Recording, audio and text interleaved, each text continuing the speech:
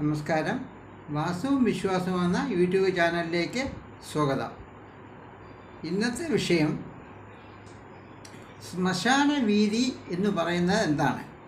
വാസ്തുശാസ്ത്രത്തിലെ ഈ ശ്മശാന വീതി പടിഞ്ഞാറ് ഭാഗത്തിനും തെക്ക് പടിഞ്ഞാറ് ഭാഗത്തിനും ഇടയിൽ താഴ്ചയുള്ള ഭൂമിയും കിഴക്കിനും വടക്ക് കിഴക്കിനും ഇടയിൽ പൊക്കമുള്ള ഭൂമിയെയുമാണ് ശ്മശാന വീതി എന്ന് പറയുന്നത്. ഈ വീതിയുള്ള ഇത്തരം ലക്ഷണമുള്ള ഭൂമി ഗൃഹനിർമ്മാണത്തിനെന്ന് മാത്രമല്ല, അത് സ്വന്തമാക്കി ഉപയോഗിക്കാൻ പോലും പറ്റാത്ത ഒരവസ്ഥയും ദോഷവുമുള്ള ഒരു ഭൂമിയായതിനാൽ ഇത് ഒരു കാരണവശാലും ഇത്തരം ഭൂമി വാങ്ങേണ്ടി വന്നാൽ അത് ഒഴിവാക്കണം. അതായിരിക്കും നല്ലത്. കാരണം ഇത്തരം ഭൂമി വാങ്ങിയാൽ അതിൻ്റെ ഉടമസ്ഥന് സർവനാശവും നഷ്ടങ്ങളും സംഭവിച്ചു കൊണ്ടേയിരിക്കും.